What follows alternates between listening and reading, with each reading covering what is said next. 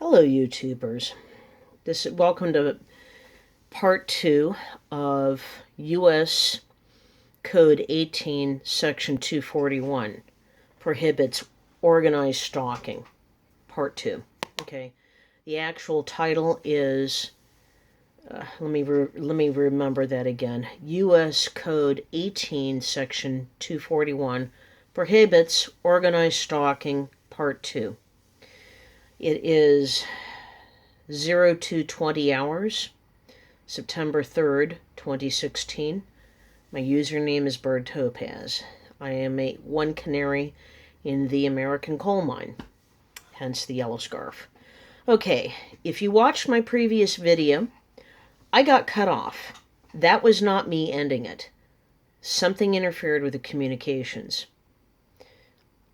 I will not state definitively, beyond a shadow of a doubt, that I know that it was hacked, interfered with, signal interrupted from the outside by a conscious, deliberate party. I don't know that beyond a shadow of a doubt. Needless to say, however, I am highly suspicious. Okay, let me see if I can remember what I was saying. Okay, I mentioned that surveillance does have a part to play in the modern world. There really are people, bad guys out there that are out to get us. There are really bad situations or potentially bad situations that do need to be monitored through surveillance.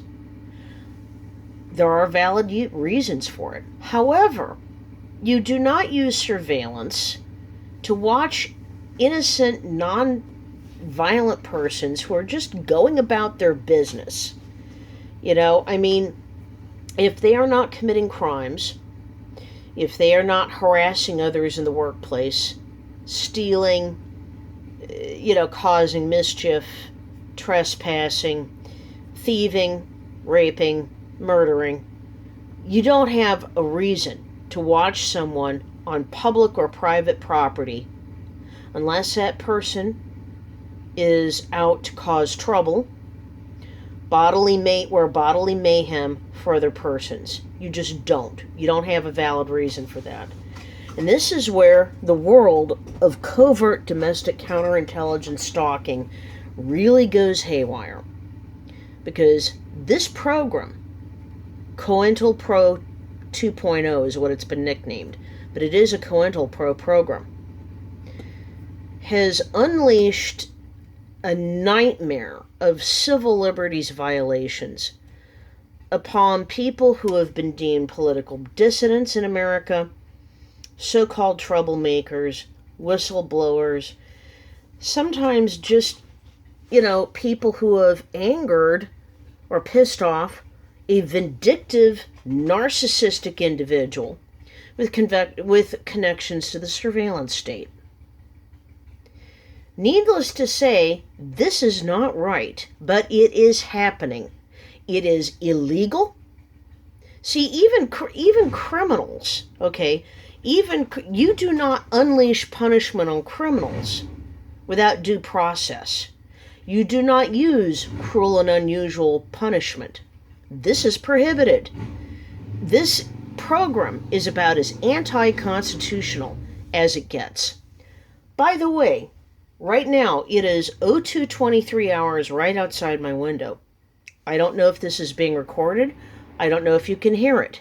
But right now, I am being bombarded by noise. It could be just a coincidence. Somebody roaring their motorcycle with a bad muffler at this time of morning. I find it very interesting that it's going on while I'm making while I'm creating a video, a commentary on this state of affairs. Make no mistake, we are not safer because of the so-called surveillance state. The thing about it is I'm not necessarily anti-surveillance. I work in the security industry, as my watchers know. But you watch people to see if they're going to get violent or if they're going to violate laws. You do not watch them to harass them. The very nature of covert domestic counterintelligence stalking was created by folks like the Ku Klux Klan. It was created by the Nazis, and it was refined to a razor's edge by the East German police, called the Stasi. I know to a certain degree I'm already preaching to the choir. Many of you TIs out there already know this, but I'm trying to make this video for non-targeted individuals as well. All right. The Russians, by the way, the Soviets, used it very extensively. Used it maybe not as extensively as the Stasi did, but they used it. Yes, and even now, in 2016, it's been nicknamed Grey War, among other things. TIs have nicknamed it no-touch torture. Okay, if you go to the website www.fightgangstalking.com, in the section where it says COINTELPRO News 2016, and it will come up on the menu. You get into that and you scroll down. I believe it's sometime in May or June. What it was reported through regular news channels that Western diplomats were getting stalked, covertly stalked. It's nicknamed Grey War. They're being currently stalked by the Russians. Why is this going on? Well, probably, ostensibly, to shorten their tours of duty. The situation is so serious that John Kerry, the current Secretary of State, introduced the subject during a meeting with Vladimir Putin and has said that he wants an end to it. So we know that it's existing today. Western diplomats are getting gang-stalked furiously by the Russians, who, from the sounds of it, are rather better at it than we are. So why can't this country admit, why cannot the news media admit that the citizens of this country are getting gang-stalked as well? And I dislike using that term because there's reason to believe that the term gang-stalking may have been coined by the surveillance state itself as a way to make if targeted individuals use this term, it makes us look mentally ill. But then again, maybe not. I mean, after all, if you're not going to act like legitimate law enforcement or legitimate intelligence gatherers, and you're just going to act like a pack of jackals, then maybe the term gang-stalking will gather much more credibility. At any rate, all right, enough ranting on that.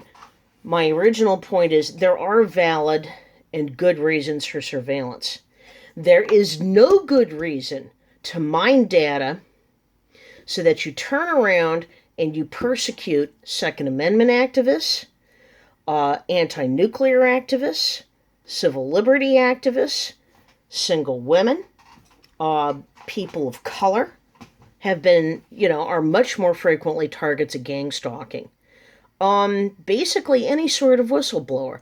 We have developed a culture in this country that has said that if you talk back to your corporation or your government, you're a bad guy. This has got to end. Without criticism, without an invigorated defense of the right of freedom of speech, this country can and will go down the tubes. It will, and in fact, it's already going there, because we have created a climate where in corporate America, people are afraid to say boo to their boss or getting fired. This is not healthy. When you surround yourself with yes men and yes women, you're going to get a highly destructive situation where eventually it's going to tank the company. We wonder why our economy is doing so crappy. We have a culture in America where we can't hear constructive criticism. Now, there is a difference between verbal abuse and constructive criticism. Feedback is really what it should be called. It's okay to say, hey, look, I'm seeing a problem in this situation, that, blah, blah, blah, and I'm not happy with the way I'm being treated.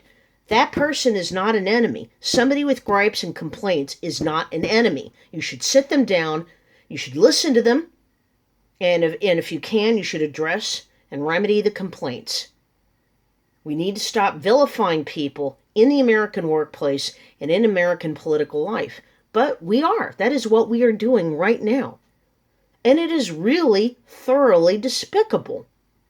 You know, we are creating a culture of conformity, not only on the governmental level, but I mean, private sector has been that way for a long time, for years.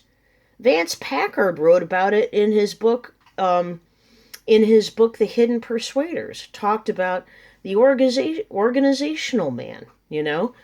Uh, people who are outer directed, rather than being inner directed.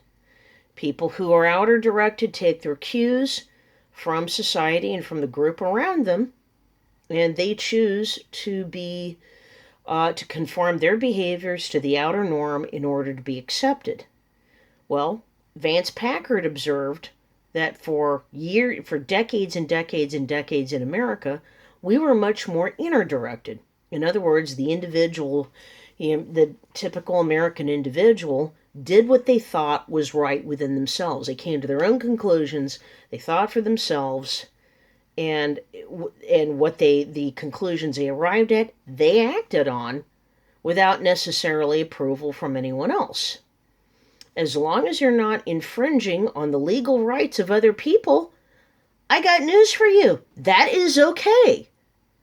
We do not have any business in this country persecuting others. We have a culture of bullying that is exploding throughout the nation. I'm going to point out that organized stalking, covert domestic counterintelligence stalking, is basically just, it's workplace bullying, and then you just take it 24/7 to the individual's life. That's what they do. There are people who are workplace bullied without being covertly stalked 24/7. But I assure you, it's essentially an extension of the same situation. Our schools, our children, the schools are exploding with bullying. This is going on. This has been going on in spite of all the efforts that we try to place anti-bullying policies in schools. There has been a hideous growth of bullying within the schools. Why? Some people argue because of the ease of electronic communications. That might have a part to play in it, but I'll give you one better. I believe that there's been an explosion in bullying in the schools for two basic reasons. Because ever since the 90s, essentially, ever since 1990, the rule of law has increasingly become disrespected in this country. People are getting a very powerful sense that just because the law says it, we don't have to do it. That's what's really going on, people.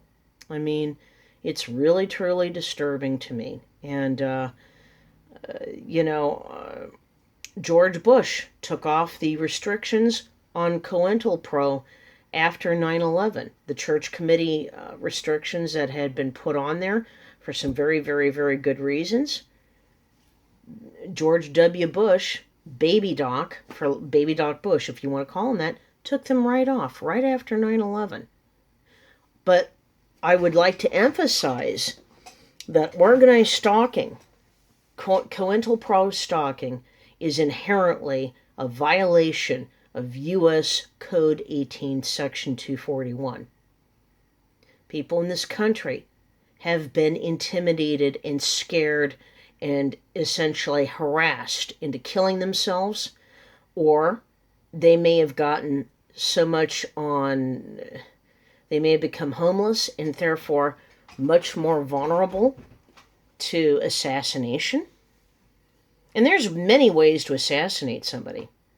You could put polonium in somebody's drink or what have you and have them die of radiation poison.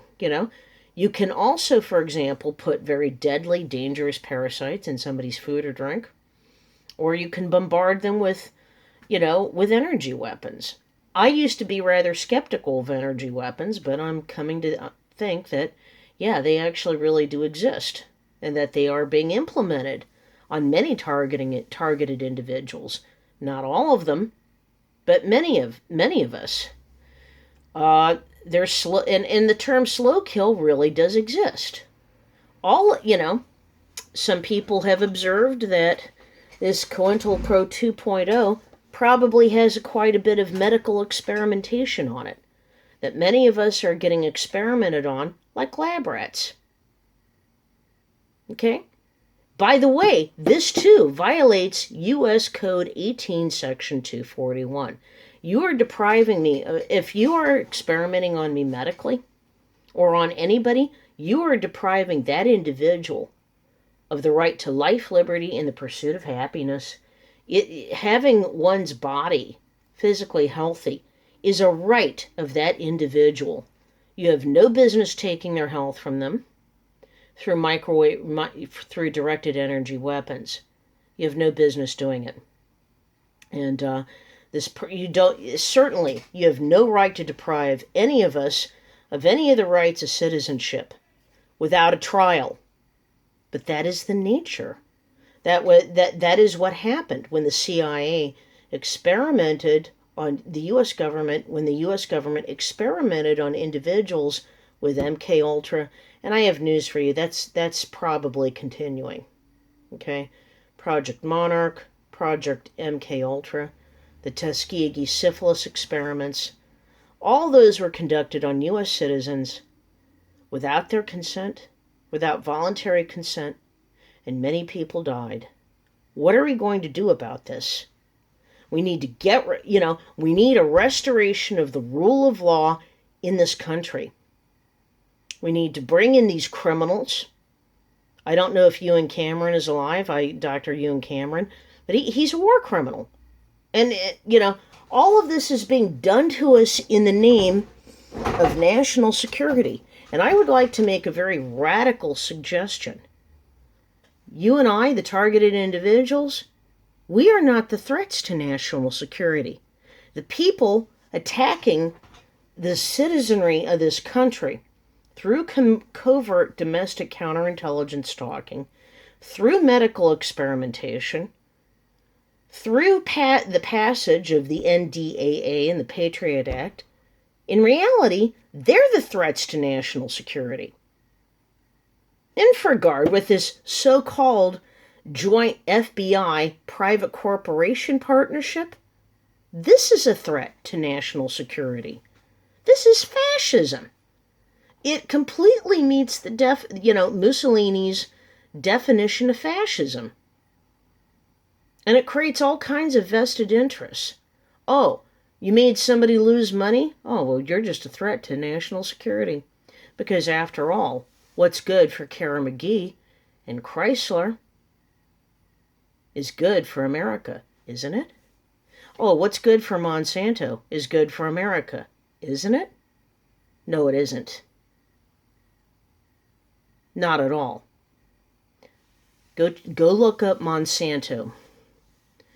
Go look up the very nature of Terminator seeds, and you will see that Monsanto is probably the one corporation on the face of the earth that is threatening humanity with starvation.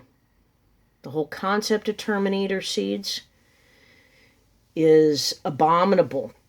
It really gives this corporation way too much power.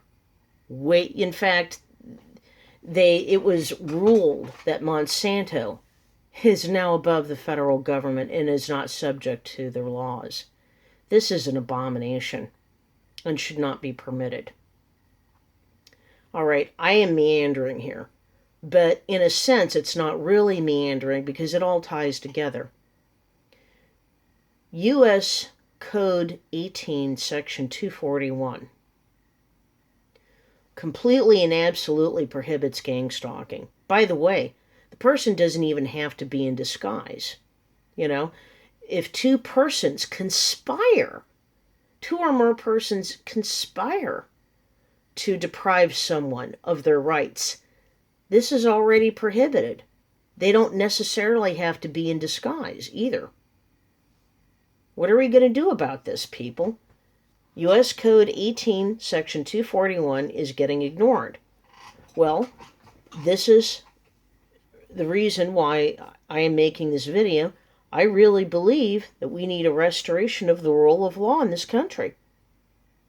And that this is an illegal program, and that the parties who are running it and the players that are participated in it need to be convicted.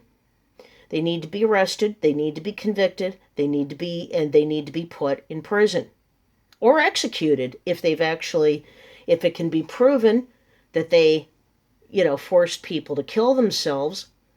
Then the parties involved need to be put to death. And the individuals who run these programs definitely should be given a fair trial. But I definitely believe that they are, need to be executed. In my opinion, maybe I'm wrong. I really think that. Let me just stop and think. There is a U.S. Army intelligence analyst by the name of Julianne McKinney, who is on record as saying she believes that COINTELPRO 2.0 is kicking off a genocide of the American people. If you really analyze the subject, I urge you to go analyze the subject and come to your own conclusions. But I think if you approach it with an honest and open heart and mind, you'll come to agree with her. This is evil. Organized stalking, gangstalking is illegal and immoral. And in essence, it is a war crime being committed against the American people right now. This is Bird Topaz. The time is 02:41 hours, September 3rd, 2016.